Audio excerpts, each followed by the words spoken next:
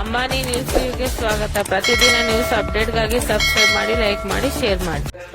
ನಿಮಗೂ ನಾಳೆ ಅದ್ರ ಬಗ್ಗೆ ಒಂದು ಅಭಿಮಾನ ಇರ್ತದೆ.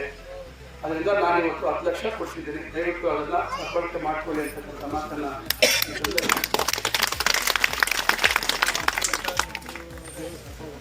ನಿಮ್ಮ ಇದರಲ್ಲಿ ಸ್ವಲ್ಪ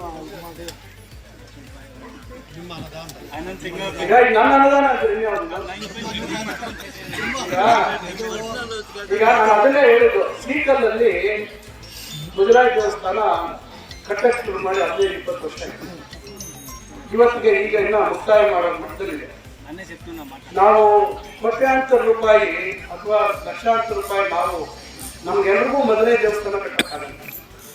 ನಮ್ಗೆಲ್ರಿಗೂ ಅನಂತ ಪದ್ಮನಾಭ ಸ್ವಾಮಿ ದೇವಸ್ಥಾನ ಕಟ್ಟಕ್ಕಾಗಲ್ಲ. ನಾವು ನಮ್ಮ ಊರಿಗೆ ಇತಿಮಿತಿಯಲ್ಲಿ ನಾವು ಎಷ್ಟು ಕಟ್ಟಬೇಕು ಅದು ಕಟ್ಟಬೇಕು. ಸರ್ಕಾರ ಇವತ್ತು ದೇವಸ್ಥಾನಗಳಿಗೆ ಕೊಟ್ಕೊಂಡು ಹೋದ್ರೆ ಸರ್ಕಾರದ ಮೊನ್ನೆ ಬಜೆಟ್ 4,09,000 ಕೋಟಿ. ಅದು ಪೂರ್ತಿ ಕೊಟ್ಟರು ಇಡೀ ರಾಜ್ಯದಲ್ಲಿ ದೇವಸ್ಥಾನ ಕಟ್ಟಕ್ಕಾಗಲ್ಲ. ಅಂದ್ರೆ ಜನರ ನಿರೀಕ್ಷೆಗೆ ಇಡೀ ಆ ದುಡ್ಡೆಲ್ಲ ಸಂಬಳ ಕೊಡ್ತೀರಾ, ಅಧಿಕಾರಿಗಳಿಗೆ ಏನು ಕೊಡ್ತೀರಾ, ಆ ದುಡ್ಡೆಲ್ಲ ಕೊಟ್ಟರು ದೇವಸ್ಥಾನಗಳ ಬೇಡಿಕೆಯನ್ನು ತೀರ್ಸಕ್ಕಾಗಲ್ಲ. ಅದರಿಂದ ನಾನು ಒಂದೂರು ಇನ್ನೊಂದು ಊರಿಗೆ ಅದಕ್ಕೆ ಜಾಸ್ತಿ ಕೊಡೋಕ್ಕಾಗೋದಿಲ್ಲ. ದಯವಿಟ್ಟು ಅರ್ಥ ಮಾಡ್ಕೊಳ್ಳಿ. ನನಗೆ ತಾಲೂಕಲ್ಲಿ ನಾನು ಎಲ್ಲರೂ ಬಂದು ಕೇಳ್ತಾರೆ. ಈಗ ನಾನು ರೋಡ್ಗಳು ಮಾಡಬೇಕು. ಈಗ ನೋಡಿ, ಮುಖ್ಯಮಂತ್ರಿಗಳು 50 ಕೋಟಿ ಕೊಟ್ಟಿದ್ದಾರೆ. 50 ಕೋಟಿಯಲ್ಲಿ ನಾನು ಗ್ರಾಮೀಣ ರಸ್ತೆಗಳಿಗೆ 19 ಕೋಟಿ ಕೊಟ್ಟಿದ್ದೀನಿ. ಗ್ರಾಮೀಣ ರಸ್ತೆ ಅಂದರೆ ಊರು ಒಳಗಿನ ರಸ್ತೆ ಅಲ್ಲ, ಸಂಪರ್ಕ ರಸ್ತೆಗಳು. ಸುಮಾರು 300-400 ಕಿಲೋಮೀಟರ್ ಹಾಳಾಗಿದೆ. 10 ವರ್ಷಗಳು ಲೆಕ್ಕ ಕೊಡ್ತೀನಿ ನಾನು 1 ವರ್ಷದಲ್ಲಿ ಮಾಡುವಂಥದ್ರಲ್ಲಿ ಅರ್ಧ ಕೂಡ ಮಾಡಿಲ್ಲ. 10 ವರ್ಷದಲ್ಲಿ ನಾನು ಪಟ್ಟಿ ಕೊಡ್ತೀನಿ. ಈಗ ನಾನು 2.5 ವರ್ಷದಲ್ಲಿ ಇಷ್ಟೆಲ್ಲ ನಾನು ಪ್ರಯತ್ನ ಮಾಡ್ತೀನಿ. ಬಹಳಷ್ಟು ಒಳ್ಳೆ ಗುಣಮಟ್ಟದ ರಸ್ತೆಗಳು ಮಾಡ್ತಾ ಇದ್ದೀನಿ. ಟೌನಲ್ಲಿ 17 ಕೋಟಿ ಚಿಲ್ಲರೆ ಕೊಟ್ಟಿದ್ದೀನಿ. ಟೌನಲ್ಲಿ ತಾಲೂಕ್ ಪಂಚಾಯತಿಯಲ್ಲಿ ಒಂದು ಮೀಟಿಂಗ್ ಹಾಲ್ ಮಾಡ್ತಾ ಇದ್ದೀನಿ, ಅದಕ್ಕೆ 3 ಕೋಟಿ ಕೊಟ್ಟಿದ್ದೀನಿ. ಅಂಬೇಡ್ಕರ್ ಭವನ ಇಡೀ ರಾಜ್ಯದಲ್ಲೇ ಒಂದು ಮಾದರಿಯಾಗಿ ಆಗಬೇಕು ಅಂತ ಹೇಳಿ ಇನ್ನೇನು ಒಂದು 2 ತಿಂಗಳಲ್ಲಿ ರೆಡಿ ಆಗುತ್ತೆ. 850 ಜನ ಕೂರುವಂಥ ಆಸನವುಳ್ಳ ನಗರದ ಹೃದಯ ಭಾಗದಲ್ಲಿ ಅವಾರಿಗೆ ಇರ್ತಕ್ಕಂಥ ಇವತ್ತಿನ ಕಾಲಕ್ಕೆ ಒಂದು ಬೆಂಗಳೂರಿನಲ್ಲಿ ಯಾವ ಗುಣಮಟ್ಟದ ಒಂದು ಭವನ ಇರ್ತದೆ ಆ ಭವನಕ್ಕೆ ಮೀರಿಸುವಂಥ ರೀತಿಯಲ್ಲಿ ಅಂಬೇಡ್ಕರ್ ಭವನಕ್ಕೆ ನಾನು ಸರ್ಕಾರದಲ್ಲಿ ಹೆಚ್ಚುವರಿ 9 ಕೋಟಿ ಕೊಡಿಸಿದ್ದೆ. ನನ್ನ ಈಗ ಮುಖ್ಯಮಂತ್ರಿಗಳ ವಿಶೇಷ ಅನುದಾನದಲ್ಲಿ ಸುಮಾರು ನಾನು 5.5 ಪ್ಲಸ್ 56 ಕೋಟಿ ರೂಪಾಯಿ ಕೊಟ್ಟಿದ್ದೆ.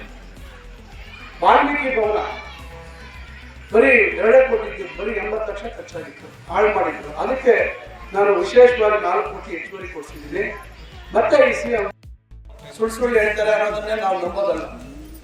ನಮ್ಮ ಬದುಕುಗಳಲ್ಲಿ ಯಾರು ಬದಲಾವಣೆ ತರ್ತಾರೆ, ನಮ್ಗೆ ಬೇಕಾದಂಥ ಸೌಲಭ್ಯ ಯಾರು ಒದಗಿಸ್ಕೊಡ್ತಾರೆ, ಯಾರು ನಮ್ಮ ಮಕ್ಕಳ ಭವಿಷ್ಯದ ಬಗ್ಗೆ ಚಿಂತನೆ ಮಾಡಿ ಅದಕ್ಕೆ ಬೇಕಾದಂಥ ಏನೇನೋ ಮುಂಜಾಗ್ರತಾ ಅಭಿವೃದ್ಧಿ ಕೆಲಸಗಳನ್ನ ಕೈಗೊಳ್ತಾರೆ ಅನ್ನೋಂಥದ್ದು ತಾವೆಲ್ಲ ಅರ್ಥ ಮಾಡ್ಕೋಬೇಕಾಗುತ್ತೆ. ಅದರಿಂದ ನಾನು ಹೆಚ್ಚಾಗಿ ಹೇಳಕ್ ಹೋಗಲ್ಲ. ಹಿಂದೆ ಒಂದು ಜಿಲ್ಲೆ ಇದೇ ರೋಡಲ್ಲಿ ಜಿಲ್ಲೆ ಭಾಷಣ ಮಾಡ್ತಿದ್ದೆ ನಾನು. ನಮ್ಗೆ ಹೇಳಿದ್ರು ಚಿಂತಾಮಣಿ ಸೀವೇಜ್ ವಾಟರ್ನ ನಮ್ಮ ಕೆರೆಗೆ ಬಿಟ್ಬಿಡಿ, ನಮಗೆ ಬೋರ್ವೆಲ್ ರೀಚಾರ್ಜ್ ಆಗ್ತದೆ ಅಂತಕ್ಕಂಥ ಬೇಡಿಕೆ ಇತ್ತು. ನಾನು ಹೇಳಿದ್ದು ನಾನು ಹೇಳಲ್ಲ ಅಂತ. ಅದೇ ಬೇರೆ 1.5 ತಿಂಗಳಿಂದನೇ ಇದು ಪೂಜೆ ಕಾರ್ಯಕ್ರಮ ಆಯಿತು. ತುರ್ತಾಗಿ ನನಗೆ ಬೆಂಗಳೂರಿಗೆ ಹೋಗ್ಬೇಕು ಅಂತ ಮಾಹಿತಿ ಬಂದಿದ್ದರಿಂದ ಅವತ್ತು ಅರ್ಧಕ್ಕೆ ಮೊಟ್ಟುಗೊಳಿಸಿ ನಾನು ಅವತ್ತು ಕಾರ್ಯಕ್ರಮ ರದ್ದಾಯಿತು. ನನ್ನ ಕೆಲಸದ ಒತ್ತಡದಲ್ಲಿ ಕಡೆಗೆ ಇವತ್ತು ಇದಕ್ಕೆ ಅವಕಾಶ ಆಯಿತು. ಈಗ ಸುಮಾರು 13 ಲಕ್ಷದಲ್ಲಿ ನಾವು ಅಲ್ಲಿ ರಸ್ತೆ ಕೆಲಸವನ್ನ ಕೈಗೆತ್ತಿಕೊಳ್ಳುವಂಥದ್ದು ಮಾಡ್ತಾ ಇದ್ದೀವಿ. ಆದರೆ ಈಗ ಅಲ್ಲಿ ನೋಡ್ಕೊಂಡು ಬಂದಾಗ ಬಹಳ ಹಿಂದೆ ಆಗಿರ್ತಕ್ಕಂಥ ರಸ್ತೆ ಈಗಾಗಲೇ ಬಹಳಷ್ಟು ಹಾಳಾಗಿದೆ ಮತ್ತು ಒಳಚರಂಡಿ ಸಮಸ್ಯೆಯನ್ನು ಕೂಡ ಅಲ್ಲಿ ಹೇಳಿದ್ದಾರೆ. ಈಗಾಗಲೇ ನಾನು ನಗರಸಭೆಯ ಸಂಬಂಧಪಟ್ಟಂಥ ಅಧಿಕಾರಿಗಳನ್ನು ಕರೆಸಿದ್ದೀನಿ. ನಾಳೆ ಸೋಮವಾರ ಅರ್ಬನ್ ನಗರಸಭೆ ಬೋರ್ಡ್ ಅವರು ಬಂದು ನೋಡ್ತಾರೆ. ಅದನ್ನು ಯಾವ ರೀತಿ ಪರಿಹಾರ ಮಾಡ್ಬೋದು ಅನ್ನೋದನ್ನು ಅದನ್ನು ಗಮನಿಸ್ತೀವಿ. ಮತ್ತೆ ನಾನು ಇಲ್ಲಿ ತಮ್ಮೆಲ್ಲರೂ ವಿನಂತಿಸಿಕೊಳ್ಳುವಂಥದ್ದು, ಇಡೀ ರಾಜ್ಯದಲ್ಲೇ ಒಂದು ವಿಶೇಷವಾದಂಥ ಕಾಳಜಿಯನ್ನು ವಹಿಸಿ ನಾನು ಹಿಂದೆ 2008ರಿಂದ 2013 ಅವಧಿಯಲ್ಲಿ ಶಾಸಕನಾಗಿದ್ದಂಥ ಸಂದರ್ಭದಲ್ಲಿ ಗೋಪ್ಸಂದ್ರ ಮತ್ತು ಮಾರುತಿ ಬಡಾವಣೆ ಮತ್ತು ಖರೀಪಲ್ಲಿ ನಗರಕ್ಕೆ ಹೊಂದ್ಕೊಂಡಿದೆ. ಇವತ್ತಲ್ಲ ನಾಳೆ ನಗರದ ಭಾಗ ಆಗುತ್ತೆ, ಇದೆಲ್ಲ ಅಭಿವೃದ್ಧಿ ಆಗ್ತಾ ಇದೆ, ಒಳಚರಂಡಿ ಯಾಕೆ ಮಾಡಬಾರ್ದು ಅಂತೇಳಿ ರಾಜ್ಯದಲ್ಲೇ ಯಾರು ಆಲೋಚನೆ ಮಾಡೋ ರೀತಿಯಲ್ಲಿ ಮಾಡಿಸಿದ್ರು. ನಿಮ್ಗೆ ಅನುಕೂಲನೂ ಇತ್ತು, ಯಾಕಂದರೆ ಈ ಕಡೆ ಕೆಳಗಡೆ STP ಇತ್ತು, ಅದಕ್ಕೆ ಸಂಪರ್ಕ ಕೊಡುವಂಥದ್ದು ಮಾಡಿದ್ವಿ. ಆದರೆ ಈಗ ಮಾರುತಿ ಬಡಾವಣೆಯಲ್ಲಿ ಅಲ್ಲಿ ಕಾಲುವೆ ಬಿಡ್ತಾ ಇದೆ. ಕರೇಪಲ್ಲಿಯಲ್ಲಿ ಅವತ್ತು ಏನು ಮಾಡಿಸಿದ್ರೆ ನಂತರ ಅದಕ್ಕೆ ಸೋಪ್ ಪಿಟ್ ಮಾಡಬೇಕಿತ್ತು, ಟ್ರೀಟ್ಮೆಂಟ್ ಪ್ಲಾಂಟ್ ಥರ ಒಂದು ಸೋಪ್ ಪಿಟ್ ಮಾಡಬೇಕಿತ್ತು. ಆದರೆ ಅದು ಕೂಡ 10 ವರ್ಷದಲ್ಲಿ ಆಗಲಿಲ್ಲ. ಅಂದ್ರೆ ಯಾರಿಗೂ ಗಮನ ಇರಲಿಲ್ಲ. ಯಾಕಂದ್ರೆ ನಾನು ಮತ್ತೆ ರಾಜಕೀಯ ಮಾತಾಡಕ್ ಹೋದ್ರೆ ಪಾದಂತ ಏನ್ చెప్తారంటే పాదంత ಯಾರು చెప్పాలంటే ఏం తీర్మానం మీరు చేస్తే దానికి ఏం మంచిదైందో చెడ్డదైందో నేను చెప్పాల్సి వస్తుంది. ఏం ಒಳ್ಳೇದಾಯ್ತು ಕೆಟ್ಟದಾಯ್ತು ಅನ್ನೋದನ್ನ ನೀವು ಅರ್ಥ ಮಾಡ್ಕೋಬೇಕು. ನಿಮ್ಮ ಕೈಲಿ ಪ್ರಜಾಪ್ರಭುತ್ವದ ವ್ಯವಸ್ಥೆಯಲ್ಲಿ ಓಟ್ನ ಹಾಕಿಕೊಟ್ಟಂಥ ಸಂದರ್ಭದಲ್ಲಿ ನೀವು ಯಾರಿಗೆ ಓಟ್ ಕೊಟ್ಟರೆ ಯಾರು ಕೆಲಸ ಮಾಡ್ತಾರೆ ಅನ್ನೋದು ನೀವು ಸ್ವಲ್ಪ ಆಲೋಚನೆ ಮಾಡಬೇಕಾಗಿತ್ತು. ಒಂದಲ್ಲ ಎರಡು ಅವಧಿ ಹೆಚ್ಚು ಕಮ್ಮಿ ಆಯ್ತು. ಯಾಕೆ ಮಾಡಲಿಲ್ಲ ಅವರು? ಯಾಕೆ ಕರಿಯಪಲ್ಲಿಯಲ್ಲಿ ಸೋಪ್ ಬಿಟ್ಟು ಮಾಡೋಕ್ಕಾಗಲಿಲ್ಲ? ಇಲ್ಲಿ ಯಾಕೆ ಸಮಸ್ಯೆಗಳು ಬಗೆಹರಿಸಕ್ಕಾಗಲಿಲ್ಲ? ಇಲ್ಲಿ ಯಾಕೆ ಕಾಲೋನಿಯಲ್ಲಿ ಕೆಲಸಗಳಾಗಲಿಲ್ಲ? ಇವೆಲ್ಲ ಸ್ವಲ್ಪ ನೀವು ಪ್ರಜಾಪ್ರಭುತ್ವದ ವ್ಯವಸ್ಥೆಯನ್ನು ಅರ್ಥ ಮಾಡ್ಕೋಬೇಕು. 20 ಲಕ್ಷ ಕೊಡ್ತೀವಿ, ದೇವಸ್ಥಾನಗಳಿಗೆ 3 ಕೋಟಿ 60 ಲಕ್ಷ ಕೊಡ್ತೀವಿ. ಇಷ್ಟೆಲ್ಲ ಎಲ್ಲದಕ್ಕೂ ನಾನು ಕೊಡ್ಲೇಬೇಕಲ್ಲ, ಜವಾಬ್ದಾರಿ ನನಗಿದೆಯಲ್ಲ. ನಾನು ಪೂರ್ತಿ 50 ಕೋಟಿ ದೇವಸ್ಥಾನಕ್ಕೆ ಕೊಟ್ಬಿಟ್ರೆ ಆಗುತ್ತೆ? ನಾಳೆ ರಸ್ತೆನೂ ಕೇಳೋದು ಬಿಡ್ತೀರಾ? ಇವತ್ತು ನಿಮ್ಮೂರಲ್ಲಿ ಈಗ ಕಲ್ಯಾಣಿಗೆ ಕೊಟ್ಟು ಹೇಳ್ತಾರೆ. ಈಗ ನಾವು ಮೊನ್ನೆ ಯಾವುದೋ ಸ್ಕೀಮಲ್ಲಿ ಕೆಲವು ಕಡೆ ಕಲ್ಯಾಣಿಗಳು ಮಾಡಿದ್ವಿ. 50 ಲಕ್ಷ ಖರ್ಚು ಮಾಡಿ ನಾವು ಆಲಮಗಿರಿಯಲ್ಲಿ ವೆಂಕಟೇಶ್ವರ ಸ್ವಾಮಿಯವರ ಒಂದು ಸನ್ನಿಧಾನ ಅದು, ಅಲ್ಲಿ ಕಲ್ಯಾಣಿ ಅಭಿವೃದ್ಧಿಯನ್ನು ನಾವು 50 ಲಕ್ಷದಲ್ಲಿ ಮಾಡ್ತೀವಿ. ನಾವೇ ಹೋಗಿ ಶ್ರಮದಾನ ಮಾಡಿ ಎಲ್ಲ ಕ್ಲೀನ್ ಮಾಡಿದ್ವಿ. ಆದರೆ 2 ತಿಂಗಳು ಮತ್ತೆ ಗಿಡ ಬೆಳಿತೀವಿ. ಇಲ್ಲೇ ಮಾಡ್ತಾ ಇದ್ದಾರೆ, ಮಣಿ ಹೊರೆ ಮಾಡ್ತಾ ಇದ್ದಾರೆ ಕೆಲಸ. ಈಗ 50 ಲಕ್ಷ ಮೊದಲು 35 ಲಕ್ಷ ಆಗ್ತದೆ, ಮತ್ತೆ 45 ಲಕ್ಷ 47 ಲಕ್ಷ ಆಗುತ್ತೆ. ಈಗಿಂದ ಬೇರೆ ಬೇರೆ ಕಡೆ ಕೆಲವು ಕಡೆ ಮಾಡ್ತಾ ಇದ್ವಿ. ಅದೇ ಎಲ್ಲ ಒಂದೇ ಸತಿ ಮಾಡೋಕ್ಕಾಗಲ್ಲ. ನನ್ನ ಹತ್ರ ಎಲ್ಲ ಲಿಸ್ಟ್ ಮಾಡ್ಕೊಂಡಿದ್ದೀನಿ ಕಲ್ಯಾಣಿಗಳು, ಯಾರೋ ಹಳೆ ಕಲ್ಯಾಣಿಗಳಿದ್ದಾರೆ. ಯಾರನ್ನೂ ಟ್ರೈ ಮಾಡ್ತಾ ಇದ್ದೀನಿ. ಅವ್ರು ಯಾರೋ ಒಬ್ಬರು ದೊಡ್ಡ ಇವ್ರ ಕಂಪ್ನಿಯವ್ರನ್ನೆಲ್ಲ ತೋರಿಸಿದೆ. ಮಾಡೋಣ ಅಂದ್ರೆ ಇವತ್ತು ಎಲ್ಲ ಊರುಗಳು ಬೇಡಿಕೆ ಇದೆ. ನಾನು ಎಲ್ಲ ಊರುಗಳ ಜವಾಬ್ದಾರಿ ನನ್ನ ಮೇಲಿದೆ. ಎಲ್ಲ ಊರುಗಳಿಗೂ ಮಾಡಬೇಕು. ಇದು ಒಂದೇ ಊರು 2 ಊರು ಅನ್ನೋದಲ್ಲ. ಯಾಕಂದ್ರೆ ನಿಮಗೆ ನಿಮ್ಮೂರದೇ ಚಿಂತೆ, ಆದರೆ ನನಗೆ ಇಡೀ ಕ್ಷೇತ್ರದ ಚಿಂತೆ. ನನ್ನ ಪರಿಸ್ಥಿತಿ ಅರ್ಥ ಮಾಡ್ಬೇಕು. ನನಗೆ ಎಲ್ಲರಿಗೂ ಸಮಾನವಾಗಿ ನೋಡಬೇಕು, ಎಲ್ಲರಿಗೂ ಸಮಾನವಾಗಿ ಎಲ್ಲ ಕಡೆ ಅಭಿವೃದ್ಧಿ ಆಗ್ತದೆ. ಅದರಿಂದ ನನ್ನ ಜವಾಬ್ದಾರಿ ಇಟ್ಟಿರ್ತದೆ. ನೀವು ಮಾಡಿ, ದಯವಿಟ್ಟು ನೋಡೋಣ. ಏನಾದರೂ ಬೇರೆ ಥರ ಅವಕಾಶ ಬಂದ ನೋಡ್ತೀನಿ. ಆದರೆ ನಿಖರವಾಗಿ ನಾನು ಹೇಳೋದಿಲ್ಲ. ದಯವಿಟ್ಟು ಆಮೇಲೆ ಮತ್ತೆ ಅವತ್ತೇನೋ ಅಂದ್ರಿ ಅಂತ ನಮ್ಮ ಹತ್ರ ಹೇಳಕ್ ಹೋಗಿ. ಈಗ ನಾನು ಕೇಳಿದ್ರೆ ನಾನು ಕೊಟ್ಟಿದ್ದು ಏನಪ್ಪ, ನೀವು ಕೇಳಿದ್ರೆ ನಾನು ಕೊಟ್ಟಿದ್ದೀನಿ. ರಾಜ್ಯ ಖಂಡಿತ ಕಾಲೋನಿ ವಿಚಾರ ಬೇರೆ ಬೇರೆ ಸ್ಕೀಮಲ್ಲಿ ಸೇರಿಸುವಂಥದ್ದು ಮಾಡ್ತೀನಿ. ಯಾಕಂದ್ರೆ ಈಗಾಗಲೇ ಕೊಟ್ಟಿದ್ದೀನಿ. ಮತ್ತೆ ಹೆಚ್ಚುವರಿಯಾಗಿ ಅದನ್ನು ಇಂಜಿನಿಯರ್ಗೆ ಹೇಳಿದ್ದೀನಿ, ಅದನ್ನು ಚೆಕ್ ಮಾಡಿ ಅಂತೇಳಿ. ಅದನ್ನು ಯಾಕಂದರೆ ಒಂದೊಂದು ಇದರಲ್ಲಿ ಒಂದೊಂದು ಸ್ಕೀಮಲ್ಲಿ ನಾನು ಮಾಡೋಕ್ಕೆ ಅವಕಾಶ ಇದೆ. ಅದನ್ನು ನಾನು ಮಾಡಿಸೋಕ್ಕೆ ಇದು ಮಾಡ್ತೀನಿ. ಮತ್ತು ಕಾಲುವೆ ಹೇಳಿದರೆ ನೋಡೋಣ, ಅದನ್ನು ಯಾವ ರೀತಿ ನಾನು ಮುಂದೆ ನೋಡಿಕೊಂಡು ಮಾಡಲಿಕ್ಕಾಗತ್ತೆ ಅನ್ನೋದನ್ನು ಮಾಡೋಣ ಅಂತಕ್ಕಂಥ ಮಾತನ್ನು ಈ ಸಂದರ್ಭದಲ್ಲಿ ಹೇಳ್ತಾ, ಇದೇ ರೀತಿ ನಿಮ್ಮ ವಿಶ್ವಾಸ ಅಭಿಮಾನ ಇದೇ ರೀತಿ ಇರಲಿ. ವಸ್ತುಸ್ಥಿತಿಗಳನ್ನು ದಯವಿಟ್ಟು ಅರ್ಥ ಮಾಡ್ಕೊಳ್ಳಿ. ಸುಮ್ಮನೆ ಯಾರೋ ಏನೋ ಮಾತಾಡ್ತಾರೆ. ಈಗ ನಮ್ಮ ಕುಟುಂಬದ ಬಗ್ಗೆ ನೋಡಿ, ಇದೆಲ್ಲ ಹಿರಿಯರಿದ್ದಾರೆ. ಸುಮಾರು ನಮ್ಮ ತಾತ ಅವ್ರ ಬಗ್ಗೆ, ನಮ್ಮ ತಂದೆಯವ್ರ ಬಗ್ಗೆ, ನಮ್ಮ ಕುಟುಂಬದ ಬಗ್ಗೆ ಗೊತ್ತಿರುವಂಥವ್ರು, ಪಾಪ ಚಿಂತಾಮಣಿ ಇತಿಹಾಸ ಗೊತ್ತಿಲ್ಲದೆ ಇರುವಂಥವ್ರು. ನಿಮಗೆ ಗೊತ್ತಿದೆ ಕೈಲಾಸಗಿರಿ ದೇವಸ್ಥಾನ, ಅಲ್ಲಿ ಏನಿತ್ತು ಬೆಟ್ಟದಲ್ಲಿ ಒಂದು ಗಿಡ ಇರಲಿಲ್ಲ. ಆ ಬೆಟ್ಟದಲ್ಲಿ ಗಿಡ ಏನಾದ್ರು ಇತ್ತು ಆ ಬೆಟ್ಟದಲ್ಲಿ? ಕುಡಿಯೋ ನೀರು ಒಂದು ಯೋಜನೆ ಅಂತೇಳಿ ನಮ್ಮ ತಂದೆಯವರು 92ನೇ ಇಸ್ವಿಯಲ್ಲಿ ಹೋದಾಗ ಆ ದೇವರ ಒಂದು ಕೃಪೆ, ಅವರು 6 ತಿಂಗಳಿಗೆ ಮಂತ್ರಿ ಆಗ್ಬಿಟ್ಟು ಅದೇ ಇಲಾಖೆ ಮಂತ್ರಿ ಆಗ್ಬಿಟ್ಟು ಆ ಕೆರೆ ಅಭಿವೃದ್ಧಿ ಮಾಡಿ ಸುಳ್ತಾರಲ್ಲ, ಸುಳ್ಬಿಟ್ರಲ್ಲ 28%, 18%, 12%, 5%. ಮೊನ್ನೆ ಅವರೇ ಕಮ್ಮಿ ಮಾಡಿಬಿಟ್ಟು ಏನೋ ದೀಪಾವಳಿಗೆ ಇಟ್ಟಂತೆ ಎಲ್ಲರೂ. ಒಂದು ಕಡೆ ಮುಖ್ಯ ಪೊಲೀಸರು ಭಾಳ ವಾಂಛಿಸ್ತದೆ. ಆಮೇಲೆ ಈಗ ಪಕ್ಕ ಬಲ ಬಿಟ್ಟಿಷ್ಟೇ ಮೇಲೆ ಬಾ ಮೇಲೆ ನೋಡಿ. ಅದರಿಂದ ರಾಜ್ಯಗಳಿಗೆ ದೊಡ್ಡ ಹೊಡೆತ ಬಿದ್ದಿದೆ. ಅವರು ಹಾಕಿದ ತಪ್ಪು ಫಸ್ಟು ಆ ಹಾಲಿಗೆ, ಬೆಣ್ಣೆಗೆ, ತುಪ್ಪಕ್ಕೆ, ಫರ್ಟಿಲೈಸರ್ಗೆ. ಈಗ ಅವ್ರ MP ಗಳೆಲ್ಲ ಟ್ರ್ಯಾಕ್ ಹೊತ್ಕೊಂಡು ಹೋಗ್ಬಿಟ್ಟು ಎಲ್ಲರೂ ಸ್ವೀಟ್ ತಿನ್ಸೋರು. ನಾವು ಕಮ್ಮಿ ಮಾಡಿಬಿಟ್ಟಿದ್ದೀವಿ, ನಮ್ಮ ಫರ್ಟಿಲೈಸರ್ ಮೇಲೆ, ಗೊಬ್ಬರದ ಮೇಲೆ ಹಾಕಿದ್ದಾರೆ. ಗೊಬ್ಬರದ ಮೇಲೆ ಹಿಂದೆ ಕಾಂಗ್ರೆಸ್ ಸರ್ಕಾರ ಇದ್ದಾಗ ಗೊಬ್ಬರಕ್ಕೆ ಸಬ್ಸಿಡಿ ಕೊಡ್ತಾ ಇದ್ರು ದೊಡ್ಡ ಮಟ್ಟದಲ್ಲಿ. ಇವರು ಗೆದ್ದ ತಕ್ಷಣ ಸಬ್ಸಿಡಿ ಕಿತ್ತಾಕ್ತಾರೆ. ಅದ್ರ ಮೇಲೆ GST ಈ ಥರ ಇವೆಲ್ಲ ಆಗಿದೆ. ನಾನು ಯಾಕೆ ಇವೆಲ್ಲ ಹೇಳ್ತಾ ಇದ್ದೀನಿ ಅಂದರೆ, ಬಹಳಷ್ಟು ನಾವು ಸುಳ್ಳು ಮಾತುಗಳಿಗೆ, ಧರ್ಮದ ಹೆಸರಲ್ಲಿ ಮಾತಾಡುವಂಥ ಮಾತುಗಳಿಗೆ ಮರಳಾಗ್ತಾ ಇದ್ದೀವಿ. ಹಂಗಾರೆ ನಾವು ಬೇರೆಯವರೆಲ್ಲ ನಾವು ಹಿಂದೂ ಧರ್ಮಕ್ಕೆ ಸೇರಿದವರಲ್ಲ. ಈ ರೀತಿಯಾಗಿ ಇವತ್ತು ನಮ್ಮ ಬದುಕಿನ ಮೇಲೆ ಇವತ್ತೇನಾಗಿದೆ, ಅದಕ್ಕೆ ಹೊಸ ಹೆಸರಿಟ್ಟಿದ್ದಾರೆ. ಮಹಾತ್ಮ ಗಾಂಧಿ ಅವರ ಹೆಸರು ತೆಗೆದು VD ರಾಮ್ ಜಿ ಅಂದ್ರೆ ರಾಮ ಅಲ್ಲ, ಅದು ರಾಮ ಅನ್ಕೊಂಡ್ಬಿಟ್ಟಿದ್ದಾರೆ. ಎಲ್ಲರೂ ಹೇಳ್ತಾರೆ ಅದು ರಾಮನ ಹೆಸರಿಟ್ಟಿರೋದಕ್ಕೆ ಕಾಂಗ್ರೆಸ್ ವಿರೋಧ ಮಾಡ್ತಾ ಇದ್ದಾರೆ. ನಾವೆಲ್ಲ ಹಿಂದೂಗಳಲ್ಲ. ಈಗ ನಾವು ನಿಮ್ಮೂರು ದೇವಸ್ಥಾನಕ್ಕೆ 10 ಲಕ್ಷ ಕೊಟ್ಟಿಲ್ವಾ?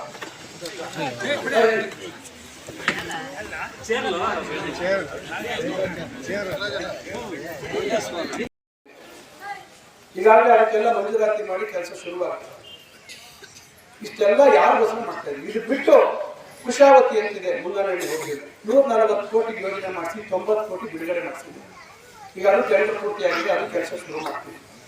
ದೊಡ್ಡ ದೊಡ್ಡ ಚೆಕ್ ಡ್ಯಾಮ್ ಮಾಡಿಸ್ತೀವಿ. ಒಂದು ಸತಿ ಒಳ್ಳೆ ಮಳೆ ಬಂತು ಅಂದ್ರೆ 2-3 ವರ್ಷದಲ್ಲಿ ನಿಂತರೆ 3 ವರ್ಷ ಆ ಭಾಗದಲ್ಲಿ ರೈತರಿಗೆ ಅಂತರ್ಜಲ ಬಹಳ ವೃದ್ಧಿ ಆಗುತ್ತೆ.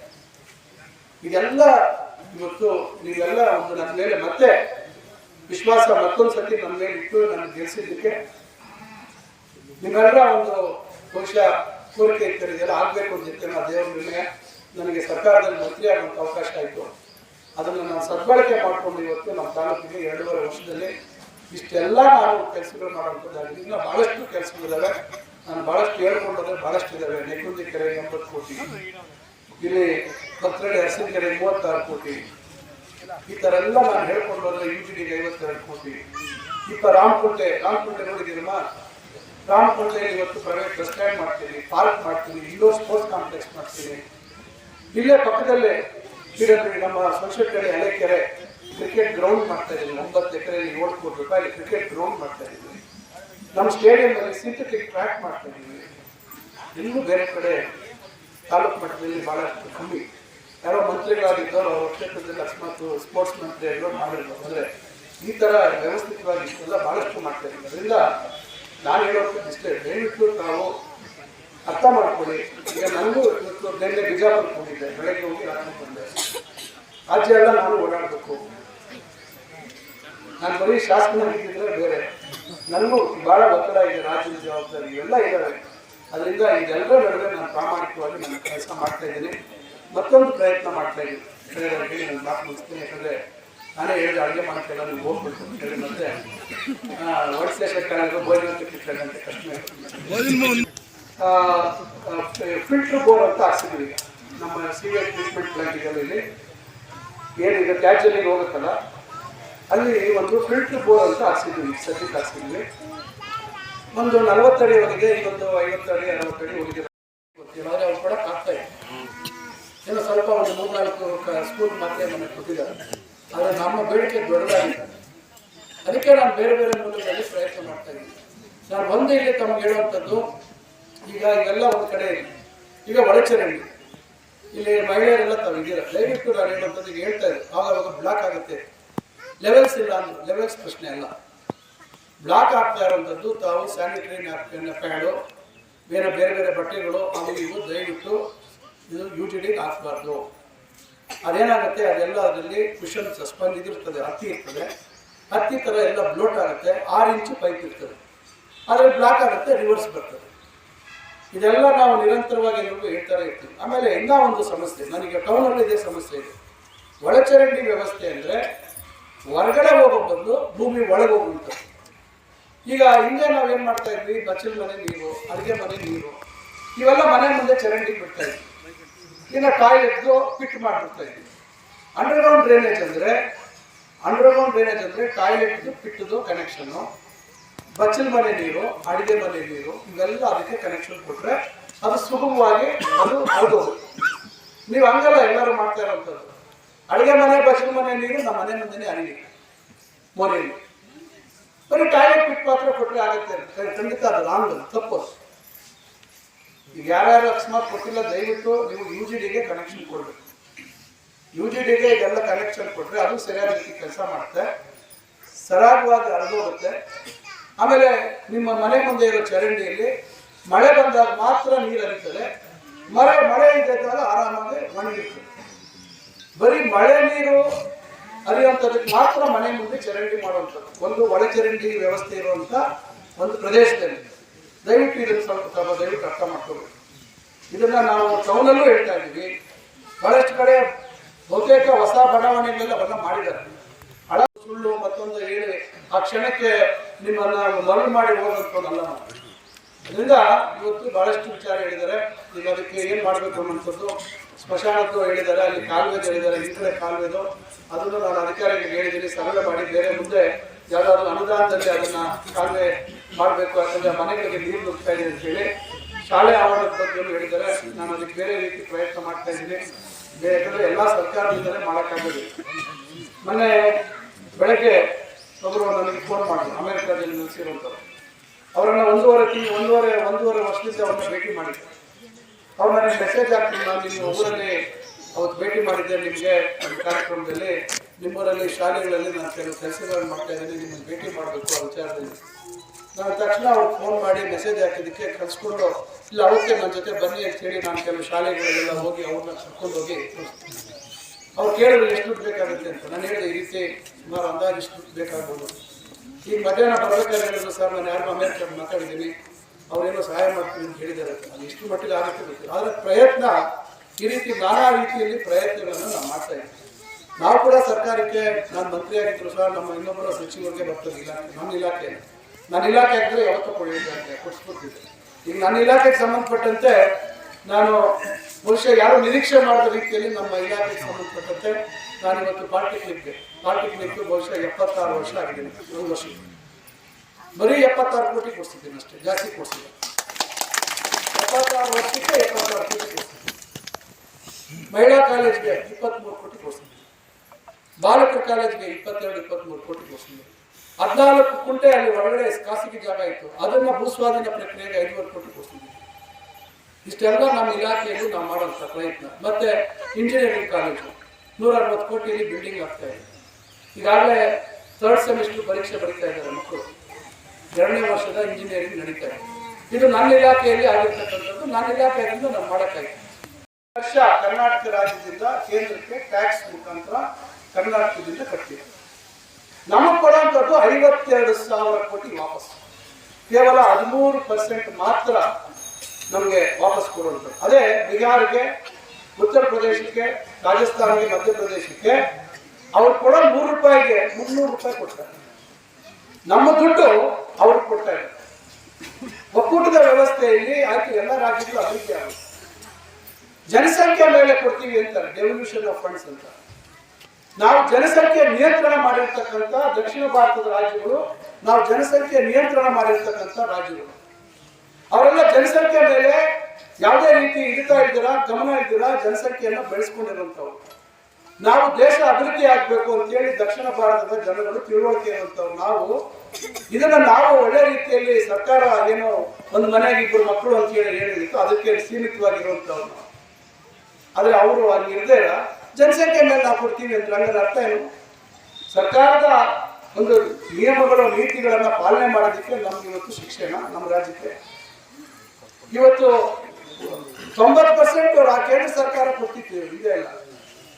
ಈಗ ಅದನ್ನ ಹಿಂದೆ ಮನಮೋಹನ್ ಸಿಂಗ್ ಅವರು ರಿಟರ್ನ್ ಮಾಡಿದ್ದು ಯಾವುದು ಇರಬಾರ್ದು, ಹಿಂದೆ ಆಗಿರ್ತಕ್ಕಂಥದ್ದು ಇರಬಾರ್ದು, ಅದಕ್ಕೆಲ್ಲ ಹೊಸ ಹೆಸರು ಕೊಡ್ಬೇಕು. ಈಗ ನಮ್ಮ ಇಲಾಖೆಯಲ್ಲಿ 56ನೇ ಇಸ್ವಿಯಲ್ಲಿ ಸ್ಥಾಪನೆ ಆಗಿದ್ದು UGC ಅಂತೇಳಿ, ಯೂನಿವರ್ಸಿಟೀಸ್ ಗ್ರಾಂಟ್ ಕಮಿಷನ್ ಅಂತ ಬಂದಿರುವಂಥ UGC ಗೊತ್ತಿತ್ತು. AICT ಅಂತ ಇತ್ತು. ಈಗ ಅದನ್ನೆಲ್ಲ ತೆಗೆದಾಕ್ಬಿಟ್ಟು ಇನ್ನೊಂದು NCT ಅಂತಿದೆ.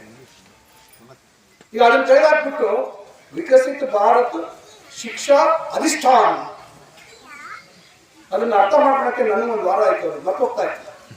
ಶಿಕ್ಷಾ ಅಧಿಷ್ಠಾನ ಅಂತೇಳಿ ಈ ತರ ಎಲ್ಲ ಬರೀ ಹೊಸ ಹೆಸರುಗಳನ್ನ ಇಟ್ಕೊಂಡು ಇವತ್ತು ಜನರನ್ನ ಯಾಮಾರಿಸುವಂತ ಕೆಲಸ ಆಗ್ತದೆ. ನಾನು ಯಾಕೆ ಇವೆಲ್ಲ ಹೇಳ್ತಾ ಇದ್ದೀನಿ ಅಂದ್ರೆ, ಇವತ್ತು ನಿಮ್ಮ ಊರಲ್ಲಿ ಏನೇ ಕೆಲಸ ಆಗ್ಬೇಕಾದ್ರೆ ಬಂದು ಮಾಡಿಸುವಂಥವ್ರು ನಾವು, ಅವತ್ತು ಮಾಡಿಸ್ಬೇಕಾದಂಥವ್ರು ಇಲ್ಲ ಪಂಚಾಯತಿಯವ್ರು ಮಾಡಬೇಕು, ನಮ್ಮ ಪಂಚಾಯತ್ ಇಲ್ಲ ನಾವು ಮಾಡಬೇಕು. ಈ ಭಾರತ, ಈಗ ನಾವೇ ಹೇಳ್ತೀವಿ ಭಾರತ ಅಂತೀವಿ, ಇಲ್ಲ ಇಂಡಿಯಾ ಅಂತೀವಿ. ಈಗ ಇಂಡಿಯಾ ಅನ್ಬಾರ್ದತ್ತೆ, ಬರೀ ಭಾರತ ಅಂತ ಕರಿಬೇಕು. ಇಂಡಿಯಾನು ಕರಿತೀವಿ, ಭಾರತ ಅಂತಲೂ ಮುಂಚೆಯಿಂದನೂ ಕರಿತಾ ಇದ್ದೀವಿ. ಈಗೆಲ್ಲ ದಾಖಲೆಗಳಲ್ಲಿ ಇಂಡಿಯನ್ ಪೀನಲ್ ಕೋಡ್ ಅಂದ್ರೆ ಅದಕ್ಕೆ ಭಾರತೀಯ ನ್ಯಾಯ ಸಮಿತಿ,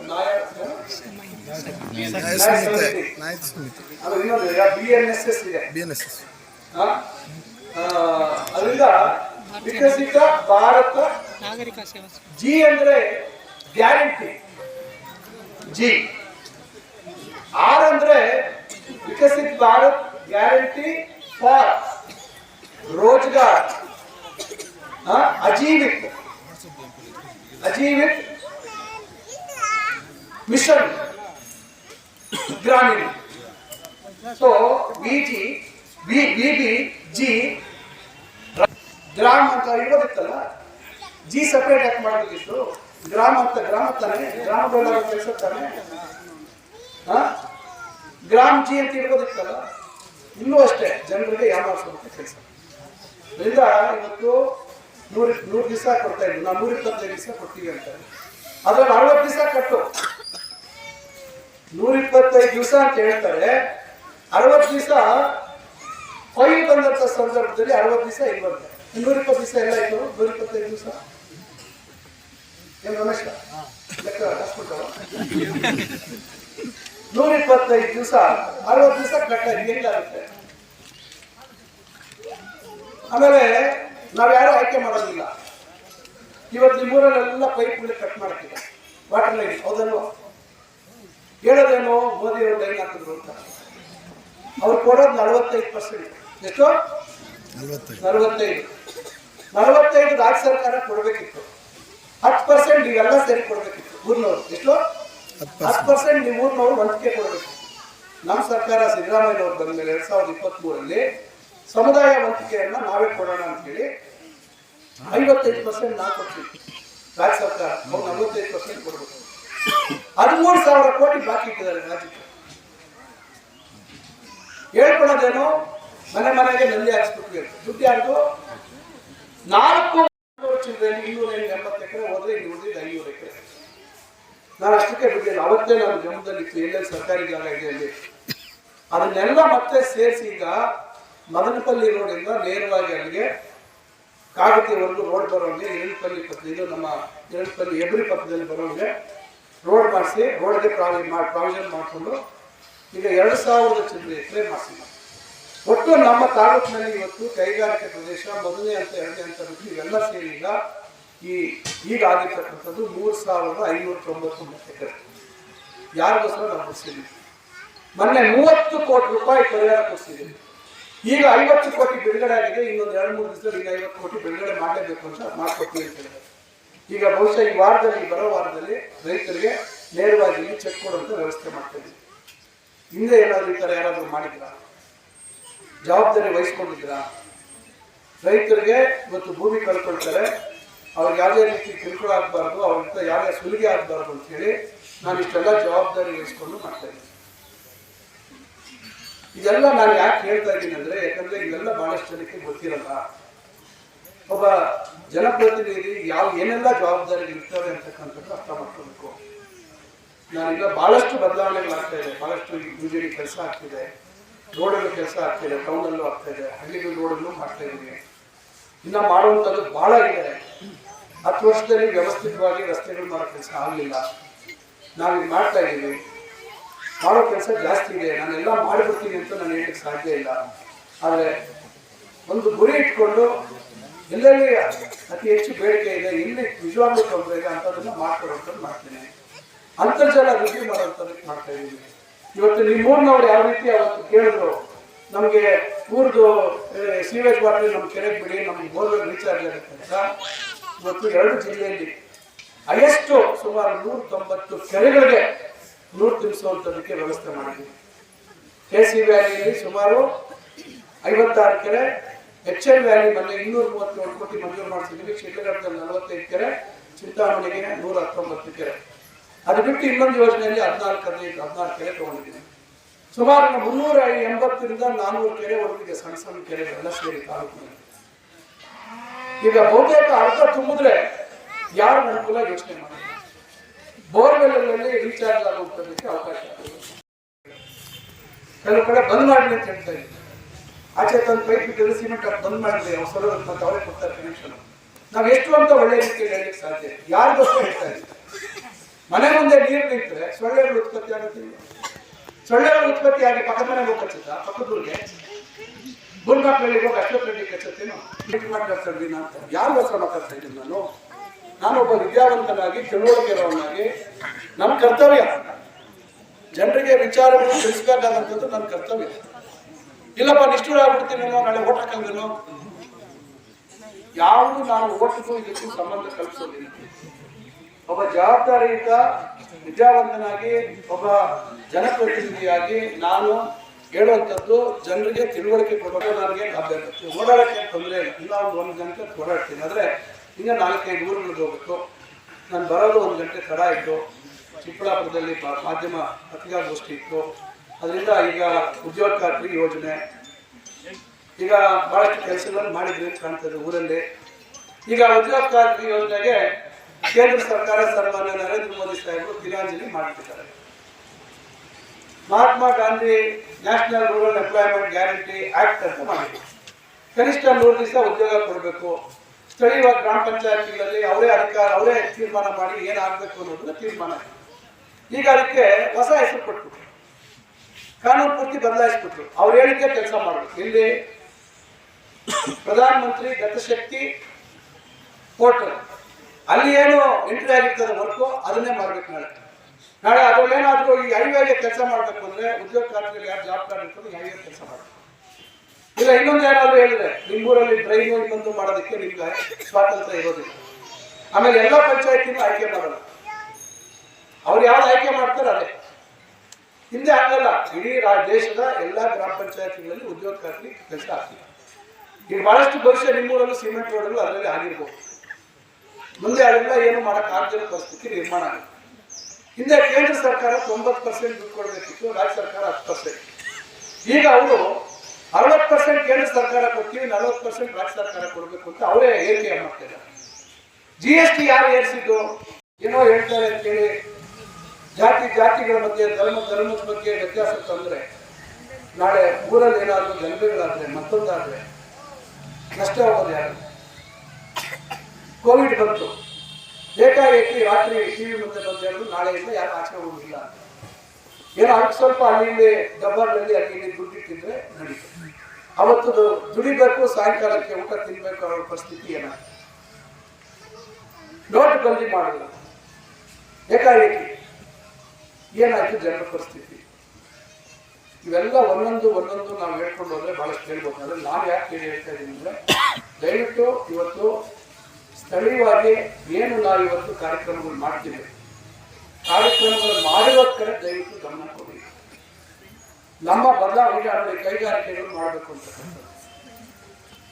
ನಾನು 2010ರಲ್ಲಿ ಕೈಗಾರಿಕೆಗಳು ಸ್ಥಾಪನೆ ಮಾಡೋದಕ್ಕೆ ನೋಟಿಫಿಕೇಶನ್ ಮಾಡಿಸಿದೆ. ಚಿಂತಾಮಣಿಯಲ್ಲಿ 1300 ಎಕರೆ, ಕೈವಾರದ ಹತ್ರ 590 ಎಕರೆ, ಇಲ್ಲಿ ಕನಶೆಟ್ಟಹಳ್ಳಿ ಹತ್ರ ಸುಮಾರು 790 ಚಿಲ್ಲರೆ ಎಕರೆ.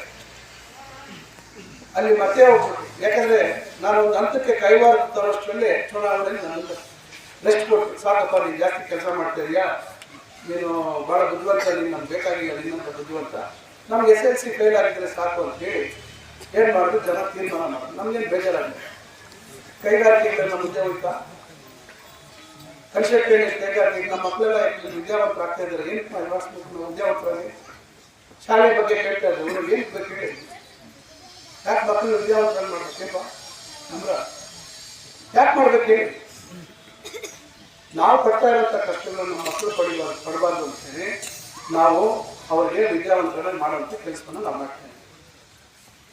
ಆ ಮಸ್ತಿಹಳ್ಳಿಯಲ್ಲಿ ದಾರಿ ತಪ್ಪಿಸ್ತಿದ್ರಲ್ಲ, ಈಗ ಅಲ್ಲಿ ಅದನ್ನೆಲ್ಲ ಒಂದು ದಾರಿ ತಂದು 2 ವರ್ಷ ಕಷ್ಟಪಟ್ಟು ಕರೆಂಟ್ ಕೊಟ್ಟಿರ್ಲಿಲ್ಲ, ಕರೆಂಟ್ ಕೊಡಿಸಿ ಕೈಗಾರಿಕೆಗಳಿಗೆ ಸ್ಥಾಪನೆ ಆಗ್ತಾ ಇದೆ. ಈಗ ಮೊನ್ನೆ ರೈತರೆಲ್ಲ ಅಲ್ಲಿ ಬಂದು ನನಗೆ ಮತ್ತೆ 637 ಎಕರೆ ಮತ್ತೆ ಗುರ್ತಿದ್ದೀವಿ. ಈಗ ಅದನ್ನು ಕೊಡಕ್ ಮಾಡ್ತಾ ಇದ್ದೀವಿ. ಇಲ್ಲಿ 280 ಎಕರೆ ಡೀಮ್ಡ್ ಫಾರೆಸ್ಟ್ ಅಂತ ಅರಣ್ಯ ಇಲಾಖೆಯವರು ಮುಗಿಸ್ಬಿಟ್ರು. ಒಂದು ಪ್ರಾರಂಭ ಮಾಡಿದ್ದೀವಿ. ದೇವನಹಳ್ಳಿಯಲ್ಲಿ ಒಂದು ಪ್ರಯೋಗ ಆಗಿದೆ. ಏನು ತ್ಯಾಜ್ಯ ನೀರು ಸಂಸ್ಕರಣೆ ಆಗಿರ್ತಕ್ಕಂಥ ನೀರು ಭೂಮಿಯಲ್ಲಿ ಒಳಗೆ ಹೋಗುವಂಥದ್ದು ಹಿಂಗಿರ್ತಕ್ಕಂಥದ್ದನ್ನ ಫಿಲ್ಟರ್ ಬೋರ್ ಮುಖಾಂತರ ಆಚೆ ತೆಗೆದು ಮತ್ತೆ ಅದನ್ನ ಪರೀಕ್ಷೆ ಮಾಡಿ ಅದನ್ನ ಸಂಸ್ಕರಣೆ ಮಾಡಿ ದೇವನಹಳ್ಳಿಯಲ್ಲಿ HN ವ್ಯಾಲಿ ನೀರನ್ನ ಕುಡಿಯೋದಕ್ಕೆ ಒಂದು ವಾಡಿ ಕೊಡಲಿಲ್ಲ. ಅಂದ್ರೆ ಆ ಮಟ್ಟಕ್ಕೆ ಸಂಸ್ಕರಣೆ ಮಾಡಿ ಹಾಕೊಟ್ಟಿದ್ದಾರೆ. ಆ ಒಂದು ಪೈಲಟ್ ಪ್ರಯೋಗ ಇವತ್ತು ಇಲ್ಲಿ ನಾವು ಪ್ರಾರಂಭ ಮಾಡಿದ್ದೀವಿ. ಯಾಕಂದ್ರೆ ಮುಂದಿನ ದಿನಗಳಲ್ಲಿ, ಯಾಕಂದ್ರೆ ಬೇರೆ ದೇಶಗಳಲ್ಲಿ ಆ ಥರ ಟ್ರೀಟ್ಮೆಂಟ್ ವಾಟರ್ನ ಬಳಸ್ತಾರೆ. ಕೆಲವರೆಲ್ಲ ಬಹಳ ಹೇಳ್ತಾರೆ ಇರ್ತಾರೆ, ಟರ್ಷರಿ ಟ್ರೀಟ್ಮೆಂಟ್ ಮಾಡಬೇಕು, HN ವ್ಯಾಲಿ ಹಂಗಾಗುತ್ತದೆ, KC ವ್ಯಾಲಿ ಹಿಂಗಾಗ್ತೀವಿ. ಅದಕ್ಕೆ ನಾವು ಈಗ ಅದೆಲ್ಲ ನಾವು ಮಾಡೋದಲ್ಲ. ಭೂತಾಯಿಯಲ್ಲಿ ಆ ಶಕ್ತಿ ಇದೆ. ಭೂಮಿಯಲ್ಲಿ ಇರ್ತಕ್ಕಂಥ ಪದರಗಳಲ್ಲಿ ನೀರು ಹರಿತಾ ಹೋಗ್ತಾ ಇದ್ರೆ, ಕಲ್ಲುಗಳ ಮಧ್ಯೆ ಇನ್ನೊಂದು ಮಧ್ಯೆ ಹೋಗ್ತಾ ಇದ್ದಾಗ ಅದರಲ್ಲಿ ಇರ್ತಕ್ಕಂಥ ಏನು ಇಂಪ್ಯೂರಿಟೀಸ್ ಅಂತ ಹೇಳ್ತೀವಿ ಅವೆಲ್ಲ ಭೂತಾಯಿಗೆ ಅದನ್ನ ಹೇಳ್ಕೊಂಡ್ಬಿಡೋದು. ಅದನ್ನ ನಾವು ಬೋರ್ ಮುಖಾಂತರ ತೆಗೆದು ಟ್ರೀಟ್ಮೆಂಟ್ ಮಾಡಿದ್ರೆ ಹೆಂಗೆ ಅನ್ನೋದನ್ನ ಒಂದು ಮಾಡ್ತಾ ಇದೀವಿ. ಎಲ್ಲ ರೀತಿ ಟೆಸ್ಟ್ ರಿಪೋರ್ಟ್ಸ್ ಇಟ್ಕೊಂಡು ಮುಂದೆ ಅದನ್ನ ಏನ್ ಮಾಡ್ಬೋದು ಅನ್ನೋದನ್ನ ನಾವು ಮಾಡ್ತೀವಿ. ಇದು ಕೂಡ ಮಾಡ್ತೀವಿ. ಅದರಿಂದ ಯಾವುದೇ ಅವಕಾಶಗಳನ್ನ ನಾವು ಹಂಗೆ ಬಿಡ್ತಾ ಇದ್ದೀವಿ. ಏನೇನು ನನ್ನ ಮುಂದೆ ಹೊಸ ಒಂದು ವಿಷಯಗಳು ಬರ್ತದೆ ಅದನ್ನೆಲ್ಲ ನಾನು ಮತ್ತೆ ಪ್ರಯೋಗ ಮಾಡಿ ಅದಕ್ಕೆಲ್ಲರಿಗೂ ಪ್ರಯತ್ನ ಮಾಡೋದು ಮಾಡ್ತಾ ಇದ್ದೀನಿ. ಅದರಿಂದ ನಾವೆಲ್ಲರೂ ಇವತ್ತು ಬಹಳಷ್ಟು ಸಮಯದಿಂದ ನನಗೆ ಗೊತ್ತಿಲ್ಲ ಎಷ್ಟು ಖರ್ಚು ಮಾಡ್ತಾ ಇದ್ದಾರೋ, ದುಡ್ಡನ್ನವ್ರು ಎಷ್ಟು ದುಡ್ಡು ಕೊಟ್ಟಿದ್ದಾರೋ ಗೊತ್ತಿಲ್ಲ. ದೇವಸ್ಥಾನಕ್ಕೆ 60 ಲಕ್ಷ ಕೊಡ್ತಿದ್ದೀನಿ. ವಿವಿಧ ದೇವಸ್ಥಾನಕ್ಕೆ 5 ಲಕ್ಷ 10 ಲಕ್ಷ ಕೊಡ್ತಿದ್ದೀವಿ. ಕೈವಾರ ಅಮರನಾಥ ಸ್ವಾಮಿ ದೇವಸ್ಥಾನಕ್ಕೆ ಮಾತ್ರ 20 ಲಕ್ಷ ಕೊಡ್ತಿದ್ದೀವಿ. ಯಾಕಂದ್ರೆ ಅಲ್ಲಿ ಏನೂ ಅಭಿವೃದ್ಧಿ ಆಗಿಲ್ಲ. ಆಮೇಲೆ ಇದು ವೀರನಾರಾಯಣ ಸ್ವಾಮಿ ದೇವಸ್ಥಾನ ಅಂತ ನಾವು ಕೋಟೆಗಳಲ್ಲಿ ಯಗೋಕೋಟೆಯಲ್ಲಿ ಅಲ್ಲಿ ನಾವು 20 ಲಕ್ಷ ಕೊಡ್ಸಿದ್ಬಿಟ್ರಿ. ಎಲ್ಲ ಕಡೆ 10 ಲಕ್ಷ ಕೊಡ್ಸಿದ್ವಿ. ಮಾಣಿಕೇರಿಯಲ್ಲಿ ವೇಣುಗೋಪಾಲ ಸ್ವಾಮಿ ದೇವಸ್ಥಾನ ಈ ರೀತಿ ಎಲ್ಲೆಲ್ಲಿ ಯಾರು ಕೇಳಿದ್ರು ಮೊದಲನೇ ಹಂತದಲ್ಲಿ ಕೊಟ್ಟಿದ್ದೀವಿ. ಇಲ್ಲ ಈ ಬೇಡಿಕೆ ಜಾಸ್ತಿ ಆಗ್ತಿದೆ, ನಾನು ತಮ್ಮಲ್ಲಿ ವಿನಂತಿಸ್ಕೊಳ್ತೇನೆ. ದಯವಿಟ್ಟು ಇವತ್ತು ದೇವಸ್ಥಾನ ಮತ್ತೊಂದು ಕಟ್ಟಬೇಕು ಅಂತ ಎಲ್ರಿಗೂ ಆಸೆ ಆಗ್ತಿದೆ. ನಾವು ಊರಿನವರು ನಾವು ಅದಕ್ಕೆ ಕೈ ಜೋಡಿಸಿ ಮಾಡಿದ್ರೆ ನಾಳೆ ಬೆಳಗ್ಗೆ ತಟ್ಟೆ ಇಟ್ಕೊಂಡು ಪೂಜೆಗೆ ಹೋಗ್ತೇವೆ. ಯಾರಾದರೂ ಬಂದು ಇನ್ನೊಬ್ಬರು ಮಾಡಿದ್ರೆ ಇವರು ಶೇಷಿಲ್ಲಾರು ಎರಡು ಪಂಡಿತರು ಮೊದಲಿನ 20 ಸ್ಥಾನಗಳೇ ಅಂತ ನೀವು ಅದರಲ್ಲಿ ಭಾಗವಾಗಿದ್ದರೆ